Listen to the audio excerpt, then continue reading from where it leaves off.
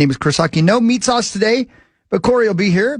And I believe Max O and probably Zach So. And a cast of thousands. We have Initials Major today with a lot of guests in today. And I'm hoping Ben will actually stop by.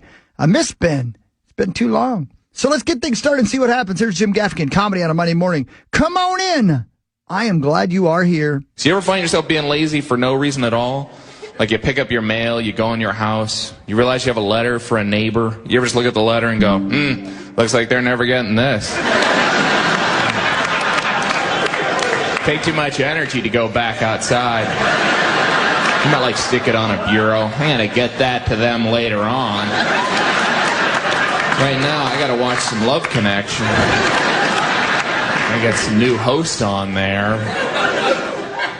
You ever have one thing to do all day, but you just can't get yourself to do it? I got to go to the post office. But I'd probably have to put on pants. They're only open till 5. You're going to have to do that next week. Have a little more free time. I never have free time. Yeah, I don't know about you. Whenever I go to you ever go to the cash machine, there's 2 people in line in front of you, you get kind of flustered. You're like, forget it. I'm not standing here for 40 seconds. I got things to do, okay?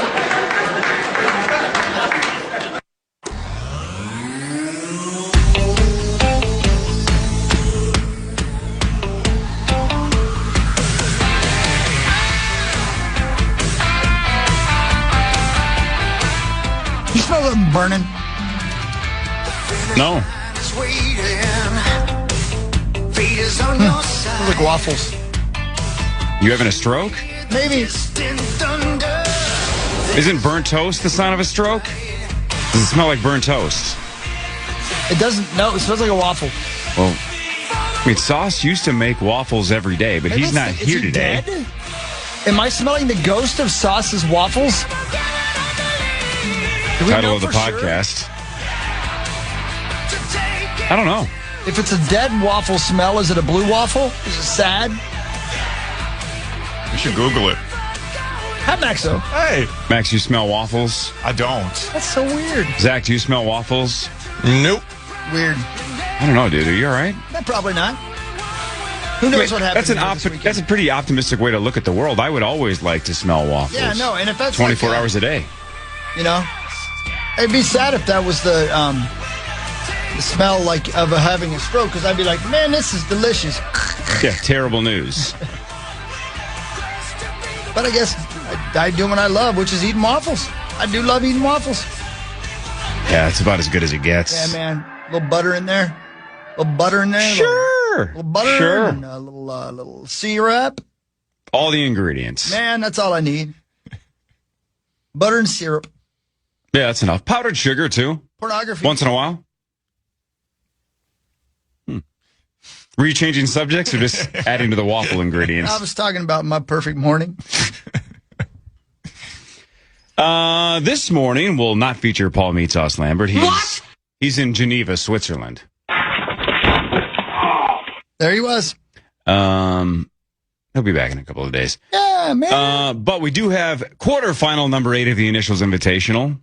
Zachary Halverson versus Justin Gard versus Lou Ragoose. He'll be here at like 7:30. The Goose? Yep, the Goose will be here at like 7:30. Barb, Lil B will be here right around 8 or so, and Audra Martin will be here about 7:30 as well. And yes, Ben will be here for about an hour. Good, because I miss him, man. It's like, where's he been? Why has he not been? He's been in Auburn dropping off his daughter. I know. And it looks like it's been emotional. Can't blame him. But I can't wait to ask him about the boys' trip down there, the road trip down, because remember, the 3 fellas drove and the 2 ladies flew, which is a great metaphor for marriage anyway. Yeah. You guys drive, we're flying. Probably first class, right? And they rented like a bug. There was no room. The bug. Yeah. And ate Hardee's, probably. Oh, man. You got to eat some Hardee's. Stopped at Toma on the way to Auburn. Stop at Toma. You gotta. It's a geographical oddity. It is that. All of that. They hotbox plunge. Probably. Yeah. Maybe stopped at a strip club or 2. Yeah. Just to stay awake. Right. Support the local economy. Yep. Ben's like, Dad's got to wake up. You kids stay here. Y'all wait in the car. Everybody be cool. Crack the windows. You'll be fine. That has happened. That is a kid in the parking lot of a strip club waiting for dad to come back out. Oh, no doubt. Has happened. 100%. A lot. Yeah. Way too many times. A lot. Yeah. Especially in the iPad era. Oh, yeah. Watch Bubble Guppies. You'll be fine. Yeah. I'll be back in 4 hours. Do they put a sign on the window saying, he's fine, the air conditioning's on? Well, luckily, it's mostly at night, right? So the sun's not a huge for factor. Sure, yeah, of course, yeah. So you just lock the doors and give him the old iPad. Right. Plus, Dad's so much happier when he comes out. You know, He smells a little relaxed. different, but he does smell funny. Yeah. Yeah. And he's glittered. Dad, are we going home? No. Run into the ATM. We'll be right. Never go yourself ATM. comfortable. Never. If you pay extra. Hey, Banana Ball took over the town, man. It did, man. Everybody Nuts. went cray-cray for it. Everybody went crazy It's for awesome. it. Good for them. I thought it man. was going to be kind of one of those, like, all right, they're here and then they're gone. Zach, I know you went. Max, did you go? Anybody else go? no, the tickets. I mean, it was a hard ticket to get. They Is that had to right? win a lottery. Like Guernsey Yeah. couldn't even get in. And it's Guernsey.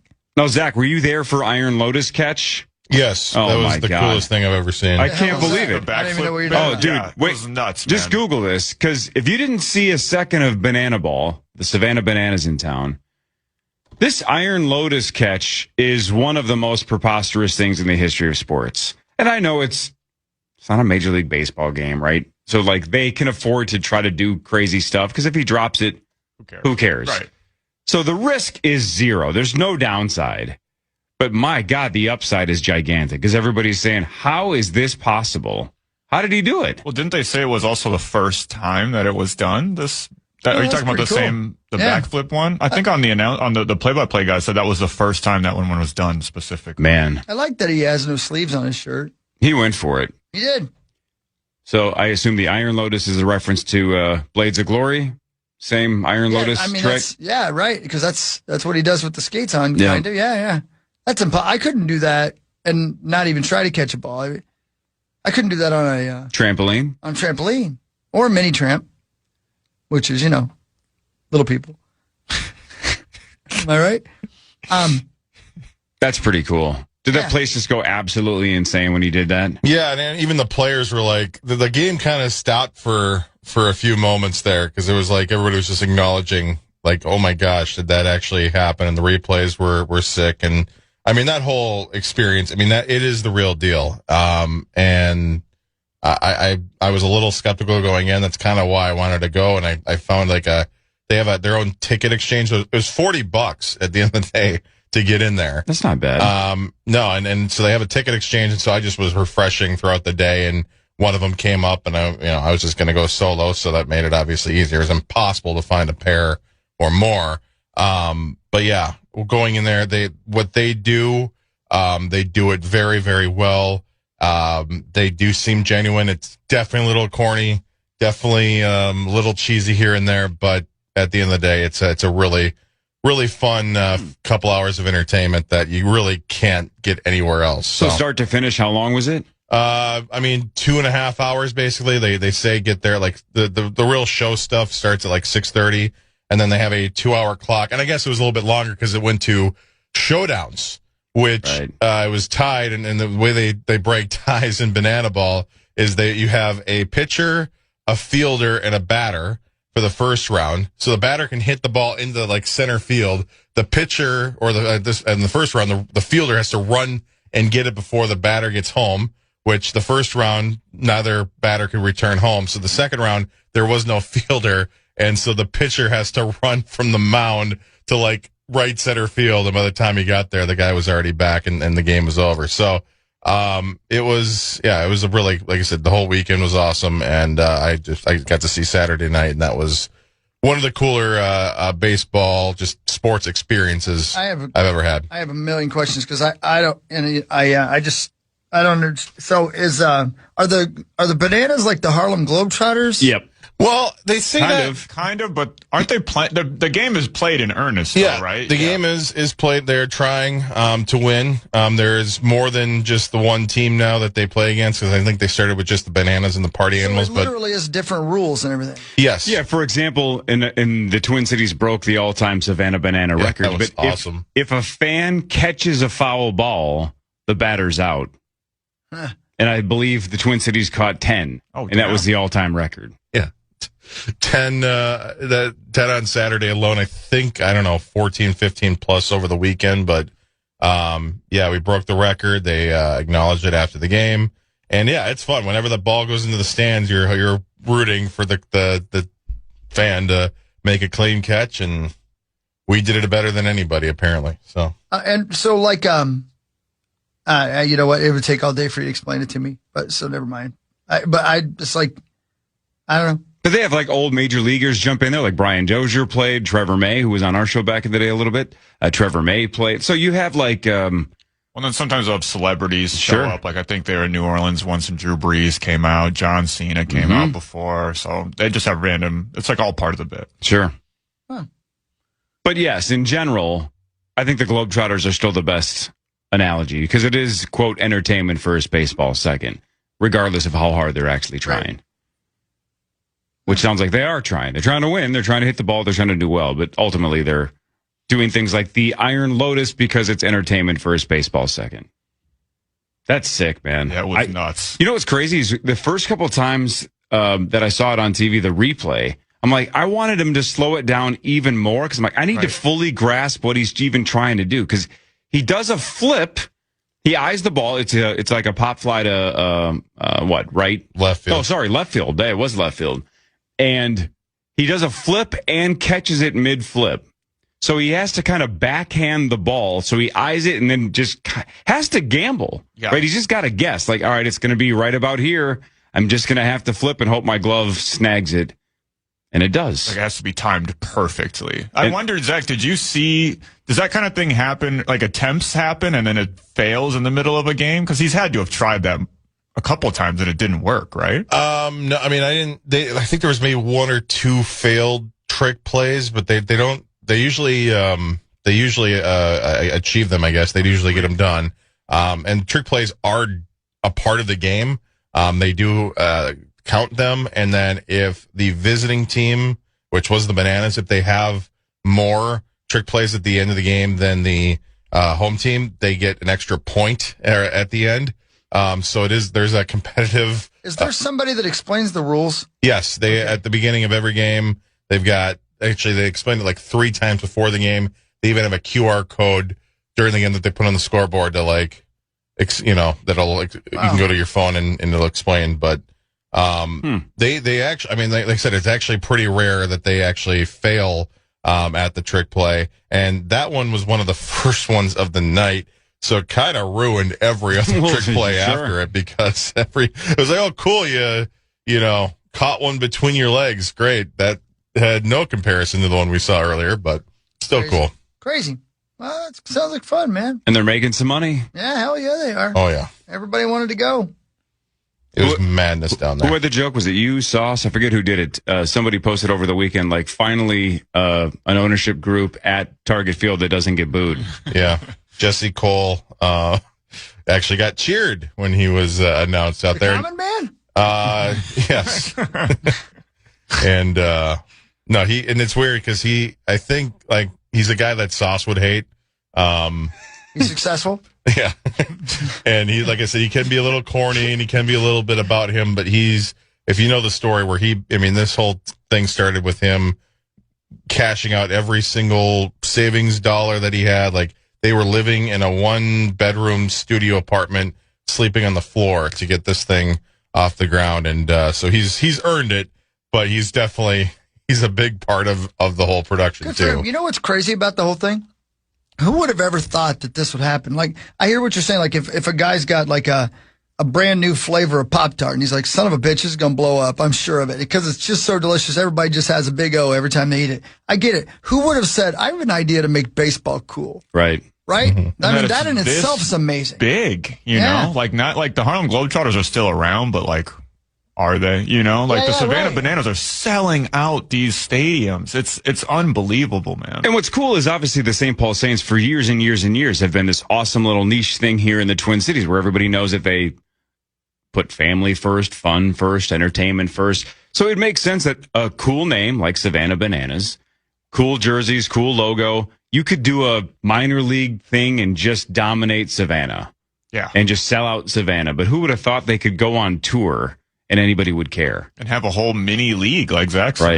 There's, 4 teams, Zacho? Yeah, I think actually is it 4 or 6, one of the two. But yeah, it's back to back to back, 3 straight days, sold out Target Field. They played College Station earlier this year, 100,000 plus. I mean, wherever they go, they have no problem selling tickets. And I was thinking the same thing, Hawk. Like looking around at a sold out Target Field for, this how where are these people coming from? And it's a mixture of, you got the kids obviously who love it. You got the moms who Go on. really love it. Yeah. You got, Why do the moms really love it? Because they ain't wearing sleeves, right? I mean, that's just, the players are hot. Oh, Yeah. I mean, there it is. more often than not, the player is very attractive. And so there was my community members there. And then you have the White dads who are just people? kind of being, White Bear Lake folk? yes. Then you have the dads who are just kind of being dragged along. And There were white people there? Are you kidding me? That Holy was- cow, man. In Minneapolis? That ain't going to happen On there. a weekend? It's not even close to safe. Get out of there. That guy's taking real chances now, letting white folk in. Did we guess your community right? you got one of them Okay. getting warmer. Hey, speaking of the St. Paul Saints, by the way, we want to did you guys know that tomorrow's the day they play at the Field of Dreams? Oh, wow. Hell The yeah. Iowa Cubs face the St. Paul Saints at the Field of Dreams ballpark tomorrow. So, St. Paul Saints, Field of Dreams. That's pretty cool. That's pretty cool. I wonder how far we are from there. Have you been there? I can't remember. Zach, you been there? I No. wonder how far we are from there. I could look it up, but I Dyersville. don't have time. I got time. I got things to do. It looks like 4 hours. That's too and far. 16 minutes. Yeah, it's too far. I'd love to go. There's nothing to see in Iowa. It is a nothing state. It is. Nebraska's similar. Yeah. Nebraska's the longest state of all time. All right, honest question. What does Iowa claim in terms of tourism? Like, do they have a tourism department, or they're like, look, it's not even worth it. Like, we know nobody's coming here unless they have family. Can I be abrasive? Sure. Because I've seen the sign. There's one city, I think it's called Janesville, has a sign as soon as you come into town, says, biggest bitch in America, left turn, up ahead, 30 feet ahead. And it's got her photo or not? No, she's standing there. In terms of bad attitude or size? I don't know. Oh, you didn't take I've the never last? seen, I just, yeah. What if her name is Jane and the town's named after her because she's the size of the town? World's biggest bitch, just ahead. See, but again, back to the success of the Savannah Bananas. If I'm in Scottsdale, Arizona, Yeah. am I coming all the way to Janesville, Iowa to see the world's biggest bitch? I don't think so. Every time I'm you drive staying through in there, you're like, Scottsdale. Honey, come on.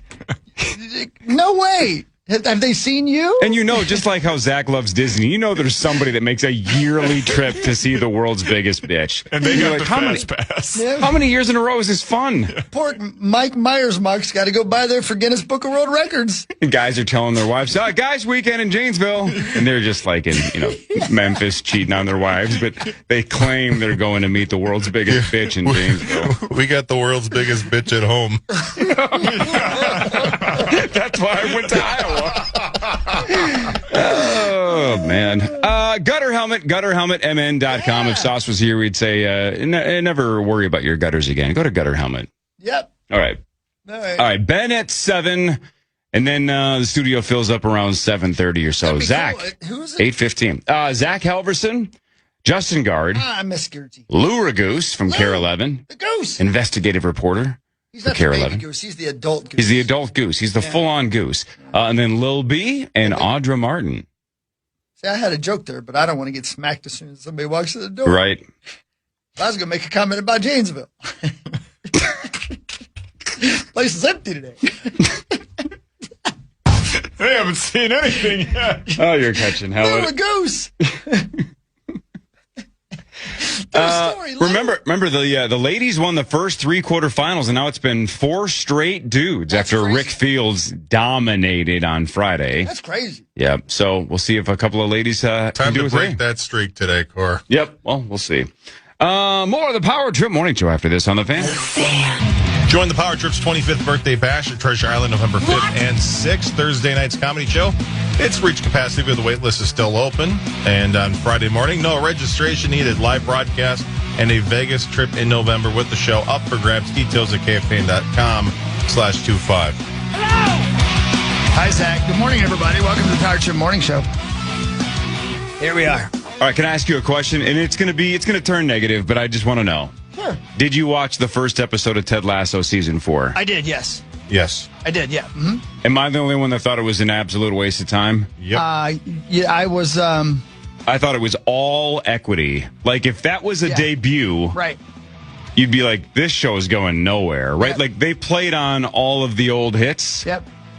I'm nervous about the rest of the season because, oh, man, that was a weird start. Which it just felt like it immediately felt unnecessary. And I think a lot of people asked in general, like, why is this show even coming back? Everybody loved it. They nailed it. Like, short run, but still, they won a bunch of awards, universally loved. Let's move on. So already you're going, ooh, is there a reason that this show's even back at all? Yeah. And then I was about halfway through that 40-ish minute episode going, boy, I don't know if there's a reason this is back. And I don't know. Maybe it gets better. I'm not going to completely give up on it because I did like Ted Lasso, but very much. That first episode was rough. I'm going to need new characters. Quickly. Because I know everything about those characters. And I love them, don't get me wrong. Right. But I know that big lady is dating from Iowa? guy, right? I know little lady likes pretty things. Yep. I know Ted is all torn up about his everything in his life. I get all that. I know the one guy likes jazz.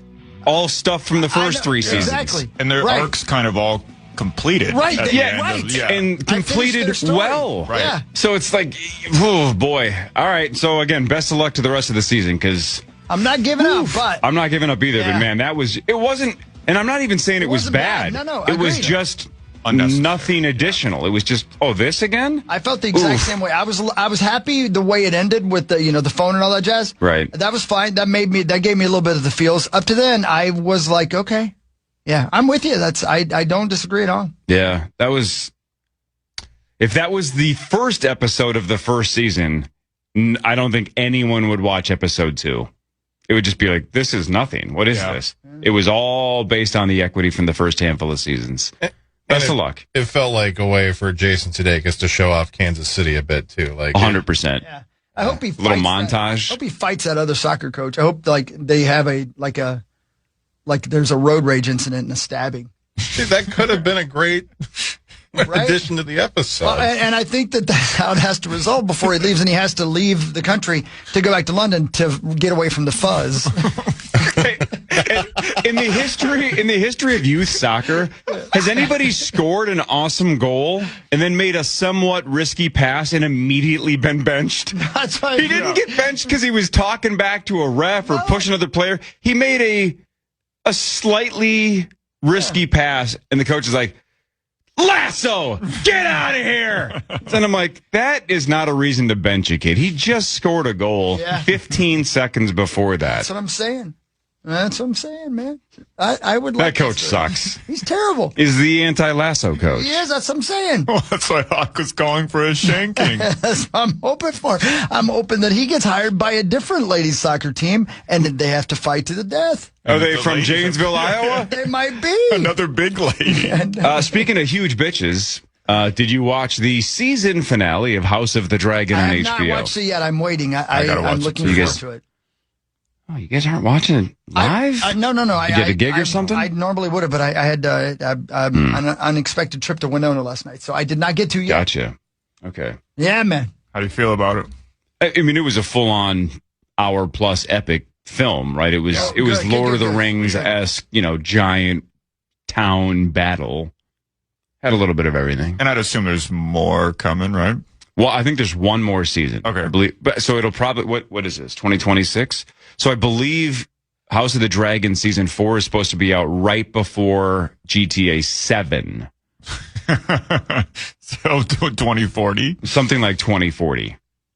Yeah. I don't know, man. I wouldn't be surprised that, and I haven't seen the episode yet, but the way this season has gone, if every character that that has been introduced this season died last night, I wouldn't be surprised.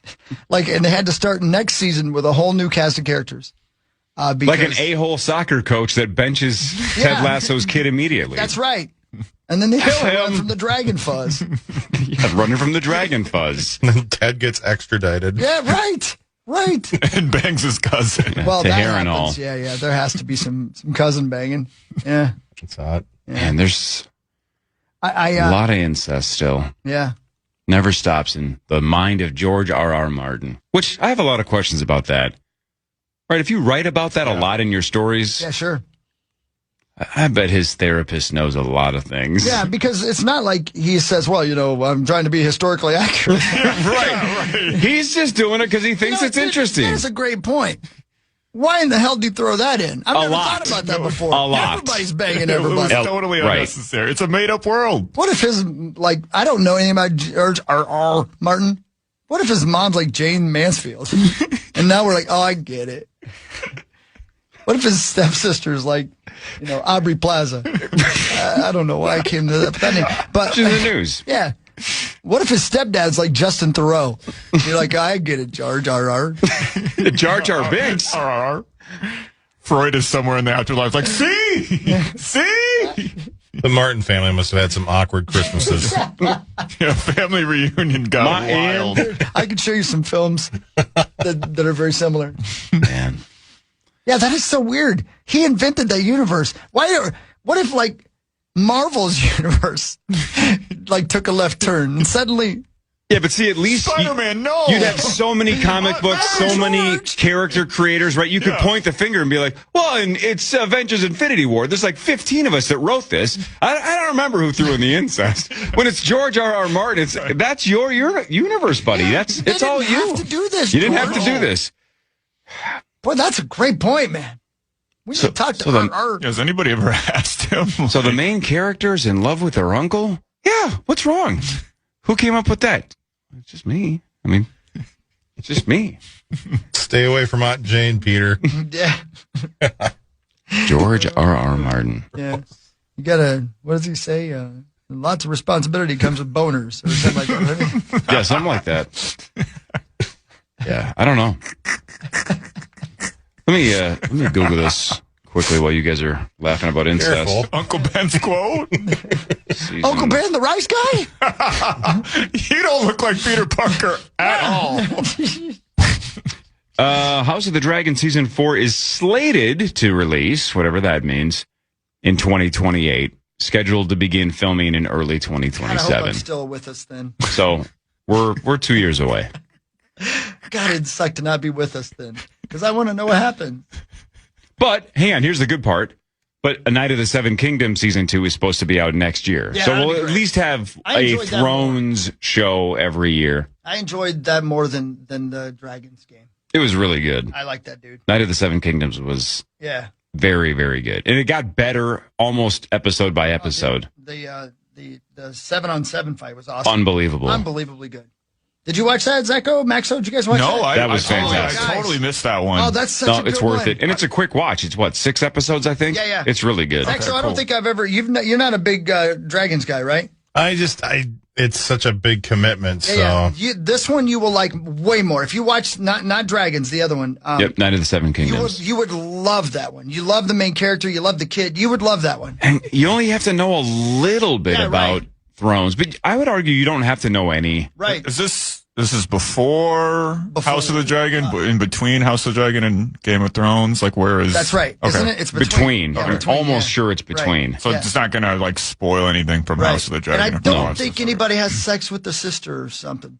And I don't know, I mean, Oh, spoiler. I almost said it. yeah, I know, me too. I did too.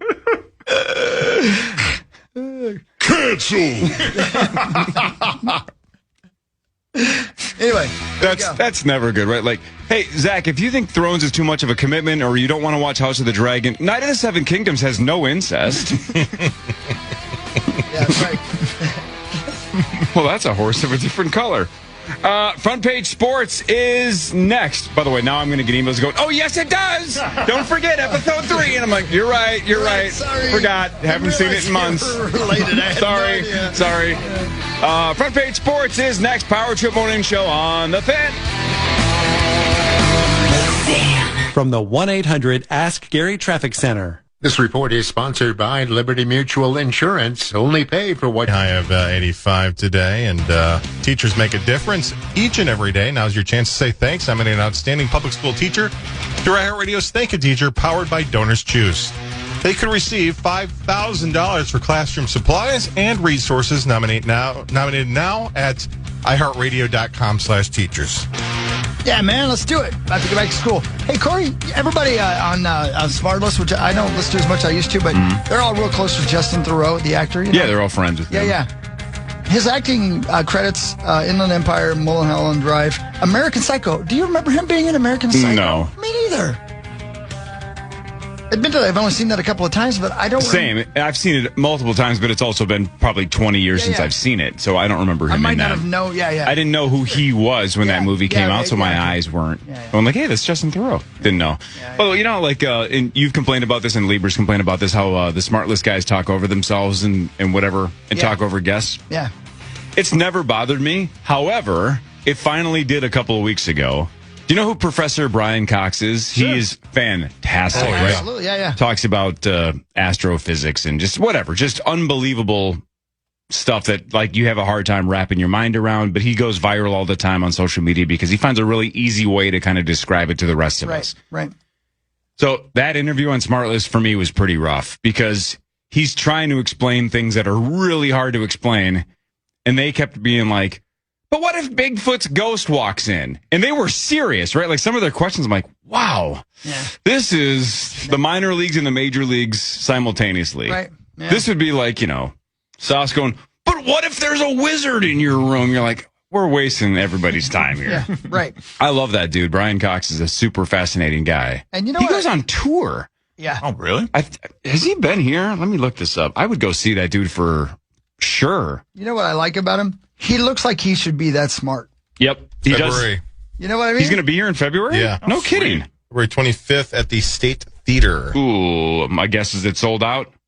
In conversation with Brian Cox.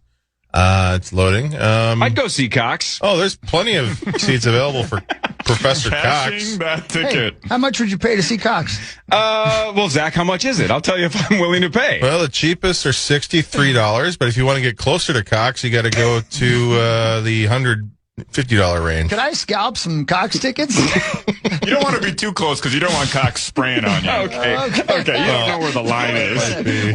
This isn't SeaWorld. It's that chair. He doesn't know where the line is. But it's not sold out? No. Okay. No, All right. I think I'm going to get tickets. Oh, he's got blue dot fever. See? Max brought up a lot of seats. no. It is that chair. God, people in that chair love bringing up ticket sales. No, I should go. That would be cool. That would be cool. He's an interesting dude. I'd go see Cox with you, Cor. Wow. Okay, you know People what? thought we did that in July in Vegas. Oh, they just happened to be there. Let's put a whole group of us together and go see Cox.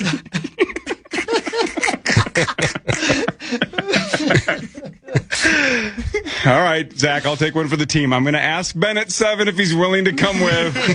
Thank you. Anyway, no, if you find that guy in, Tommy just texted, by the way. He said he's having a Cox pre-party. Okay. Yeah, he texted me too. He said, I bought tickets that same day, but it's not at the State Theater. What was I talking about? Oh, anyway, find that guy on any other podcast and he'll blow your mind. Yeah, I've seen him a few times. You know, he's great. Every different theory about whether it's simulations or black holes or just everything when it comes to physics that you just can't wrap your, like the size of the universe. He can find a way to explain it in a way that you won't understand, but you'll be like, at least I can touch the edge of understanding what you're saying. Like, I kind of get it. Like, I believe isn't there a book, isn't A Brief History of Time, the Stephen Hawking book? Yeah. Isn't the rap on that one that it is I can't mostly do it. accessible, or it's not? I couldn't do it. It was one of those books where you listen for and you have to stop in a moment and go like, okay, hold on, what did he just say? Right. And again, everybody else says, he finally wrote something people can understand. I'm like, well, obviously, I can't. All right. Either way, the problem with some of those like science themed ones is that even if you we're all well-read people and whatnot, but sometimes the language is just so steep that you're like, I have no idea what's and going it's on just a here. concept. Yeah, I can't wrap my head around this fully. Well, that's why this guy's great, though. He does make it pretty accessible. I wish I could find, man. I listened to a podcast with a strange. Oh, here, okay. It's called Dead Talks. Is the podcast. But the reason I bring it up is because, that's depressing. Why'd you bring it up? I know we got to do sports, but I want to remember to tell you guys about this. This lady named Barbara Butcher, believe it or not, is a death investigator from New York City. And she wrote a book, something like The Dead Do Talk or something like that is the name of the book. I can't remember. She came up in my algorithm, and so I listened to this podcast she's on called Dead Talks. And the guy who hosts the podcast, his dad died in 9/11. So his whole life, he's been obsessed with learning about death. And every episode of this podcast is about a different aspect of dying. Is there an afterlife? Stuff like that, right? But this woman has been a death investigator in New York City for 50 years. And she just wrote a book. The stories she told, man, not just about 9/11, but about the things she's seen and the things and the way. And oh my gosh, man, I could barely sleep last night because I'm a 55-year-old man, but when things went bump in the night last night, I freaked out a little bit. And I don't have those nights anymore. You know what I mean? Right. Yeah. I got to tell you, but fascinating stuff. She said, and I'm sorry, this is so gruesome, and I apologize, but it's also the facts. She's one of the people who went through the debris at 9/11. There were a bunch of them, okay, and tried to identify bodies, right? The numbers she came up with about how many didn't get identified and the things she found. But they found a jawbone inside a chest cavity. Oh. And she said she likes to believe that two people were holding each other when the towers fell, embracing each other. I mean, things like that, right? Like, I don't know how an individual, but thank God there are people like this woman who do this job. Right. But how do you do that job? How do you go home at night? And she addresses that in the podcast, by the way.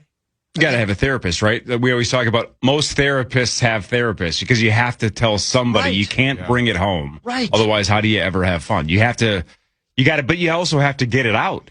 You got to talk to somebody about it. So Right. therapists have therapists. My guess is this gal has a therapist as well. You got to share that with somebody. Man, wow, fascinating stuff. Oof. It's bothersome, but it's truly fascinating. Yikes. All right, let's do a quick sports thing, then we'll do what really matters when we come back as well. Time now for Front Page Sports, presented by Holiday Station Stores. All right, Holiday Station Stores. I got a long drive today, which means I got to stop at Holiday. Where are you going? Well, not super far. Are you going down to TI? Janesville, Iowa? No, well, kind of. I'm going to TI for a little bit. Oh, are you? Got some stuff down at TI, but got to stop at Holiday first, right? I think I have like 40 miles of gas left, so I got to stop at Holiday. I'm going to get some gas, get some Mountain Dew as well, for $8. That's right. So get some Mountain Dew, some gas, maybe you get a donut or whatnot at Holiday. Thanks, Holiday. That Holiday right before Hastings on your left, right there. Exactly. That's Power Trip listeners. overwhelmingly where I'm going to have to stop. But no, actually, I can't get there on 40. Oh, you can. Give her a go. Nothing better than just barely making it. That would be cutting it close. Yeah, you got to see if that's accurate or not. Yeah. It's like that Seinfeld episode where they just kept going. Yep. Where Kramer just kept going. Yep. I don't know. Oh, let's see here. Oh, I don't want to lead with that. Don't care about that. By the way, really quick, Brian Cox married a woman from Duluth, and they are still happily married 20 plus years later. Is that right? They actually got married in Duluth. So, does he want to come on the show? I will reach out to his people. You should. How awesome would that be to have Sauce lead that interview too? Sweet. Can I ask you some questions about what his wife's name is? It's not Anita. Well, she took his name, but her name is still Gia Milinovich, but she did take his name. Gia, in a way. Ivana? Gee. By the way, I'm just imagining Sauce asking him questions. Do you remember just 2 weeks ago I asked Sauce what did I ask him? How many stars are in the Milky Way? Right? And the right answer is something like 300 billion. And he guessed 3. And I mentioned to him when he guessed, I go, guessing 1, even though it's technically more wrong, is a way better guess than 3. 3 is somehow worse. So I could be like, Professor Cox, this is Meat Sauce. He believes there's 3 stars in the Milky Way. Paul, the floor is yours. What if he has and Max would be like, that's my guy. No, That's my dog. he's going to nail this question, I promise you. What if Sauce's questions are responsible for the aneurysm that takes out one of the greatest minds? Right, his head explodes. Brian Cox is going to be calculating gravity on the way down. Brian, my friend Hot Ass Randy's got a question for you. He believes gravity's going to stop for 7 seconds. Is he wrong? Did we really land on the moon? Oh, my God. We're obsessed with Paul. We are. It's hard not to be. All right, this is far, far, far from the top story, especially with the Lynx doing what they're doing and the Twins and whatnot, and Vikings preseason is Saturday. Far from the top story, but let's start with trivia, shall we?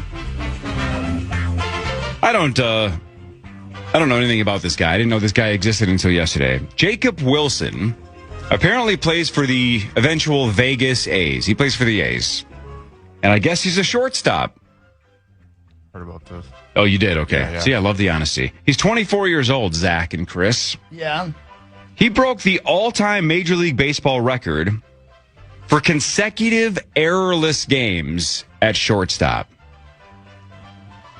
So the most games in a row at shortstop, which gets a lot of action, without an error. How many consecutive games did he go without an error at shortstop? They play 162. It's got to happen like probably one out every 4 games. So I'd say maybe, but the record would probably be double that. So we'll go 84. That's not a bad guess. 98. I don't hate your logic, right? Going a full season would be extremely difficult to go errorless. If you go 162 without once booting it or making a mistake, your guesses are fine. 111 is the right answer. Wow. Not bad guesses. Unbelievable. Wow, wow. The record was 110, set by a Baltimore Oriole in 2002. So 111. Pretty crazy. It's absolutely insane, man. I wonder what the all-time record for any position is. Position player, not a pitcher. Just because my guess is shortstop. I wonder if shortstop's the longest. No, it would be the shortest. It would be the opposite way, right? Because it's one that gets a ton of action. Maybe the outfield would be the... Wow. It says Robbie Grossman holds the all-time outfield record with 440 consecutive outfield should be the easiest, right? Because you get the least amount of action. Wow. All right, so infield would be the shortest. So anytime you set a record in baseball, it's exactly absolutely insane, man. They've been playing it since the 111.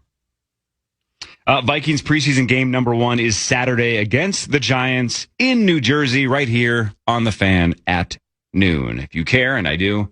Hell yeah. The Vikings are 3-point favorites on DraftKings. Let's go. Zaxo gets his first Vikings trip this weekend. Hell yeah. Going to New York / New Jersey. New York City. You're going to love it, man. Have you been to New York? Never. Oh, never. It's been the city I've most wanted to visit for 20-something years. So, well, I'm sorry that it's an early game, right? Yeah. But at least I'll get to see it with my own eyes. Yeah, you'll be across the river from it, and you could take an Uber and be there and back in an hour and a half if you go there Saturday night.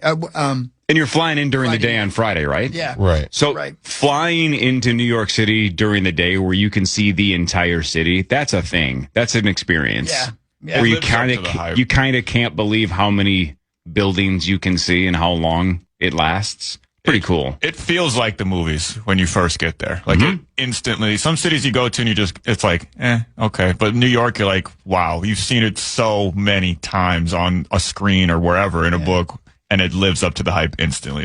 You feel like you're in Hollywood. Awesome. Yeah, because I had a similar feeling when I went to Vegas after watching Ocean's 11. It's like, oh, that's from the movie. That's from the movie. But I can't imagine New York with every movie and every TV show ever.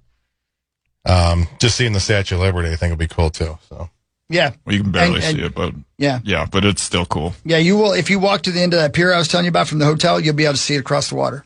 Awesome. Yeah, it's pretty cool, man. Yeah, so enjoy that. Enjoy it. It's fun. It's and a huge stadium. Huge stadium. And you're going to be shocked, man. It's in the middle of nowhere. You go away from New York City out into the Meadowlands, and you're like, holy crap. This is where the stadium for the Giants and the Jets, it's not even anywhere near New York. It's crazy that there is a middle of nowhere in that area, but yeah, they found it. Yeah, for sure. So you go. All right, let's do What Really Matters when the Power Trip Morning Show returns. Ben Lieber will be here in like 35 minutes. Lou Ragoose, Justin Gard, Lil B, and Audra Martin later as well because they're squaring off against Zach at 8:15. And what are we at? 121,500 still, right? That was the number on Friday. So that number carries over to today. It goes up on Friday. $121,500 potentially up for grabs at the St. Paul Federal Credit Union initials jackpot. More of the Power Trip after this on The Fan. The Fan. Our iHeartRadio Music Festival. Presented by Capital One. Is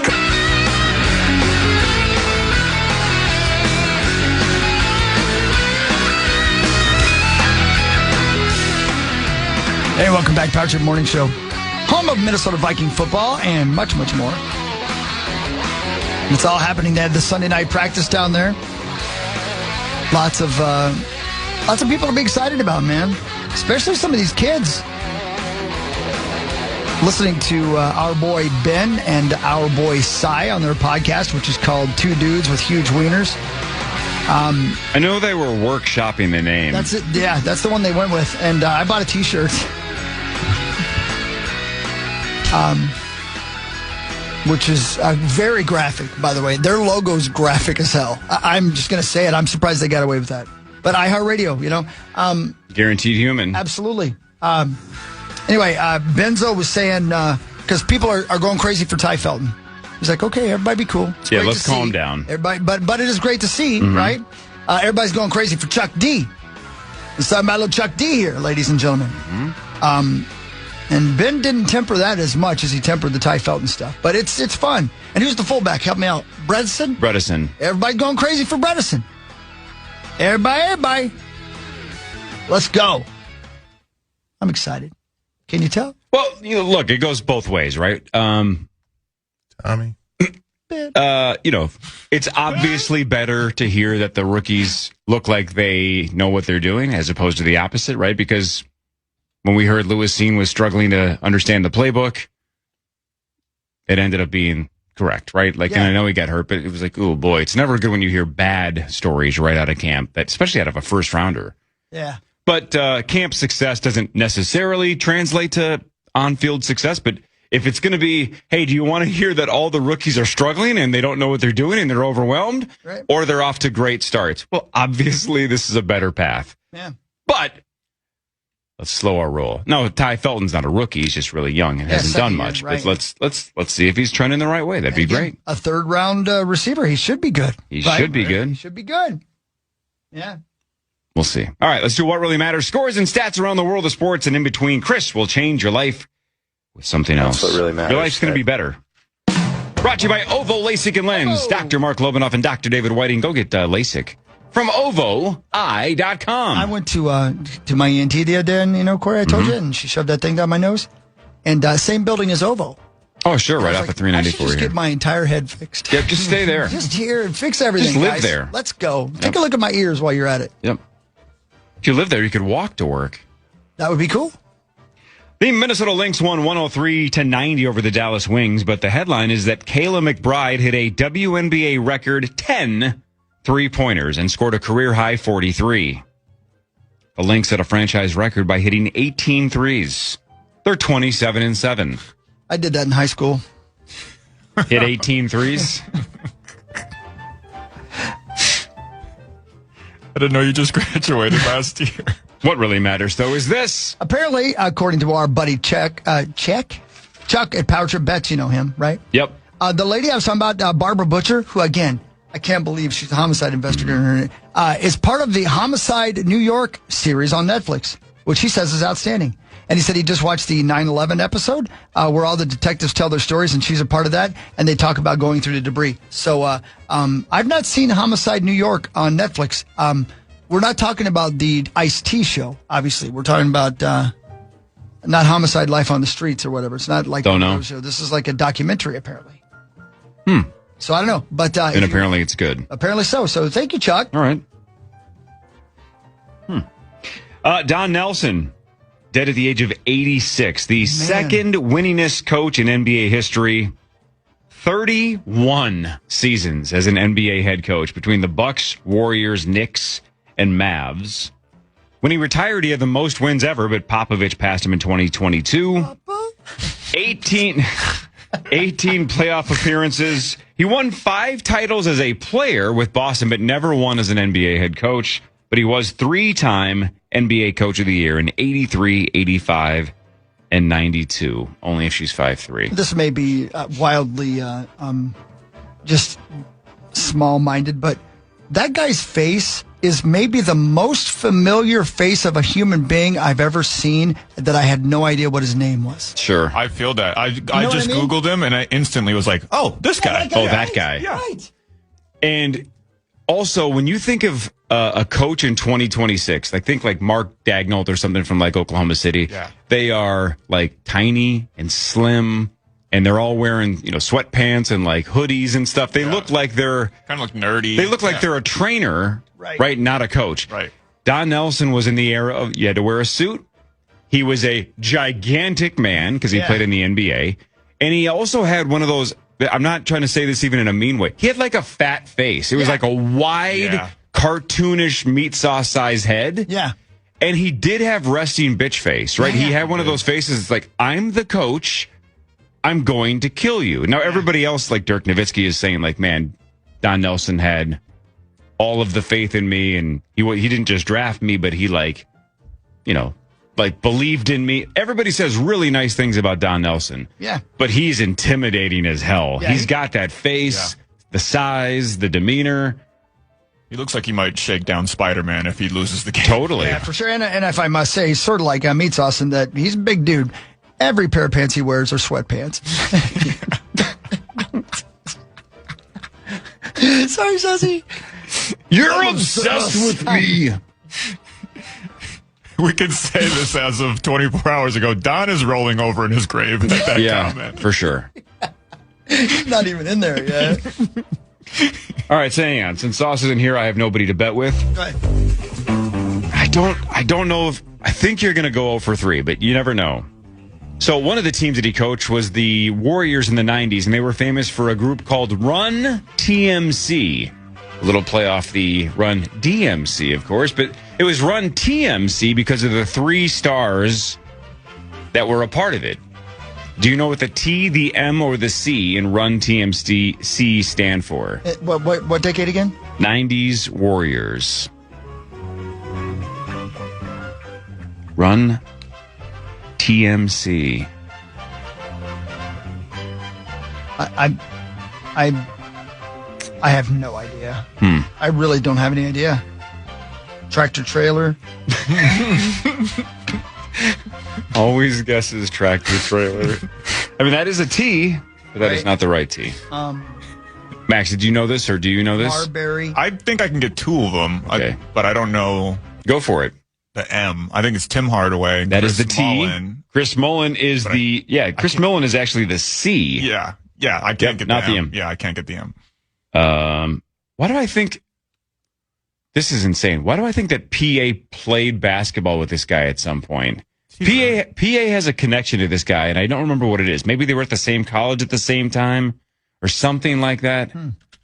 But the M is Mitch Richmond. Ah, okay. Tim Hardaway, Mitch Richmond, and Chris Mullin. Somebody text me, Nordo, if you're listening. What the hell is PA's connection, or PA even if you're listening? PA has a connection to Mitch Richmond, and I don't remember what it is. Run TMC. What really matters, though, is this. It was on this date in 1977. It's August 10th, by the way. The police arrested David Berkowitz, son of Sam. Terrorized New York City for more than a year, killing 6 young people, wounding 7 others with a .44 caliber revolver. Here's the thing in reading this story that I did not know. 24 years old when they arrested him. Oh, yeah, I would have guessed he was in his 40s based on looks like he's 40, yeah.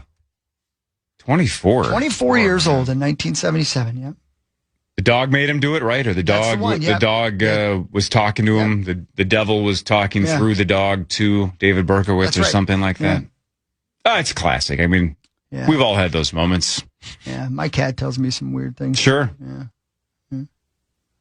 My dog's always like, Yeah. come closer. Yeah. Oh, God, is this the devil himself? Yeah. Go get me a candy, a gumbo, no extra toast. I'll get two. One for you, one for me, buddy. Wow. That's so nice of you. Oh, Yeah. you and the devil are bros. There's a George Carlin bit, and I can't say the word, but it's the S word. He's like, why don't voices ever tell anybody, like, go take a bleep on the salad bar at Wendy's? Why is it always murder? Yeah, why are they like that? Yeah. Hey, by the way, here's the thing. Here's another thing I didn't know about Berkowitz. Check this out. Do you know where the name Son of Sam came from? Maybe you do. I'd never known this. It's like a law, right? No. This is so weird. Son of Sam. In April of this of the year, he was 1976.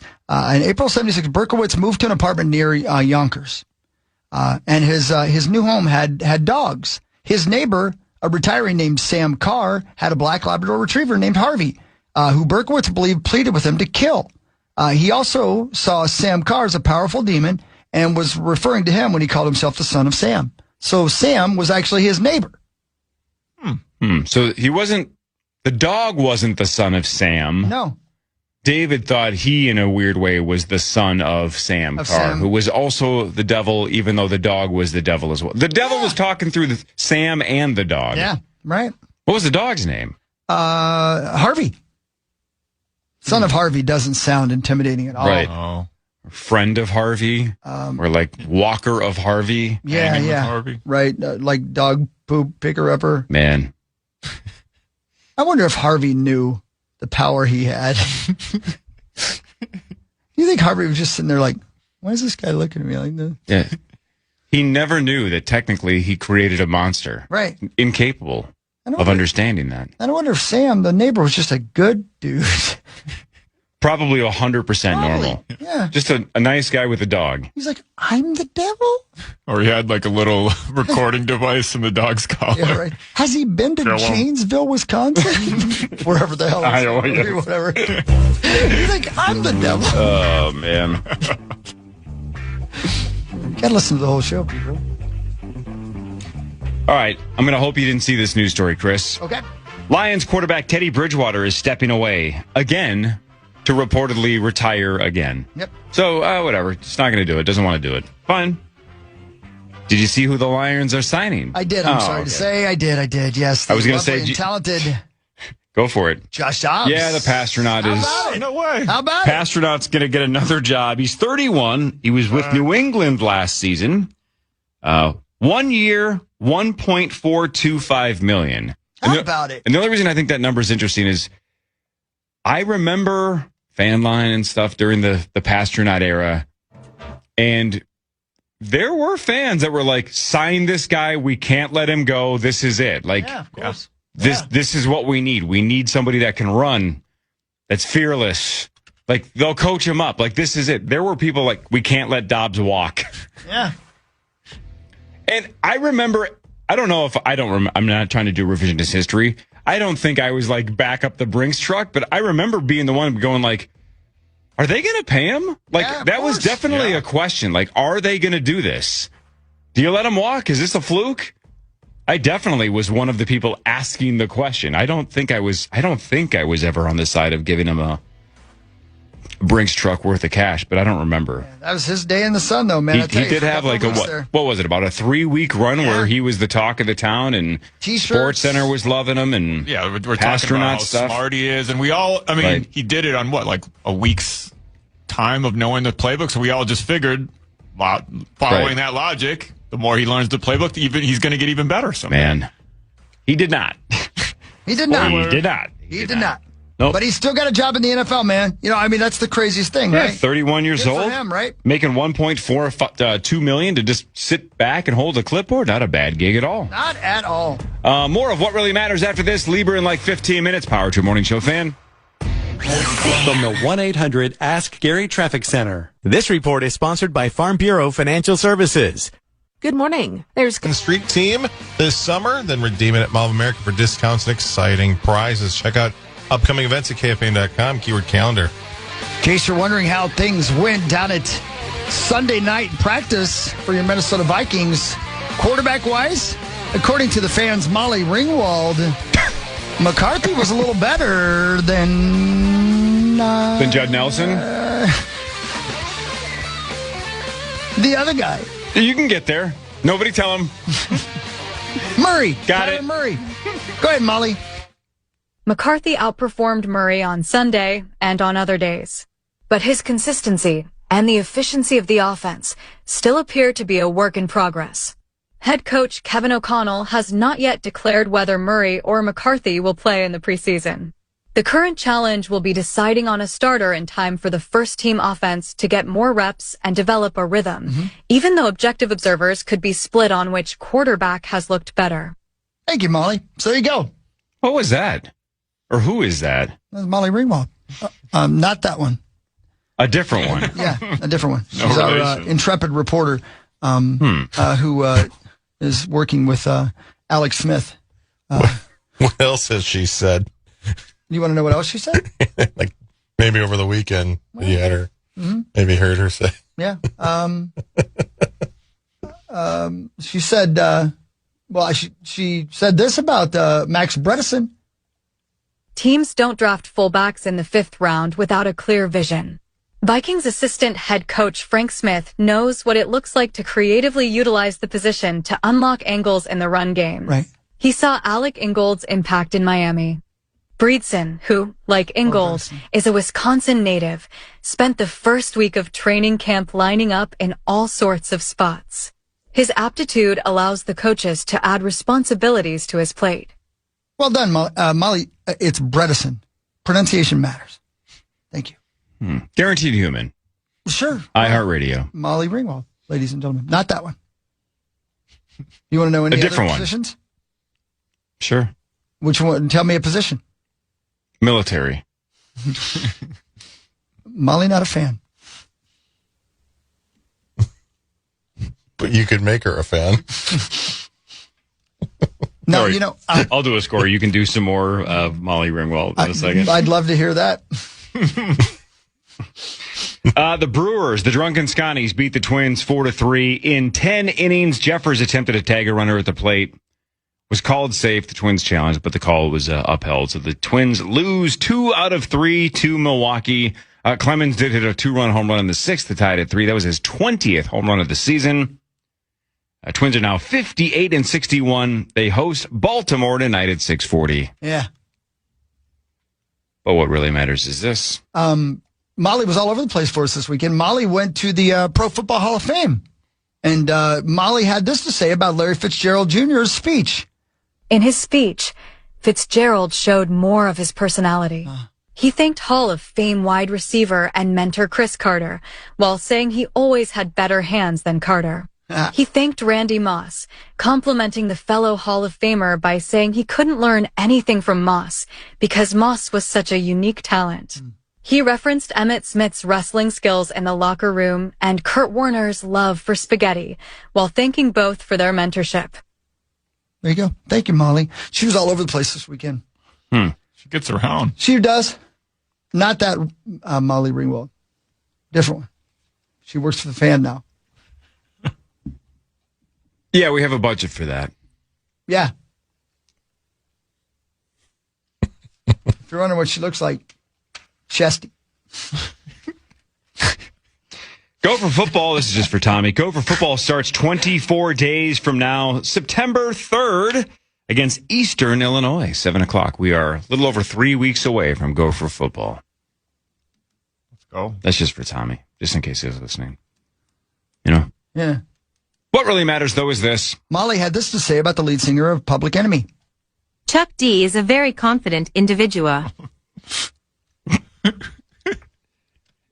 Individual. That's new slang. Got peanut butter in her mouth?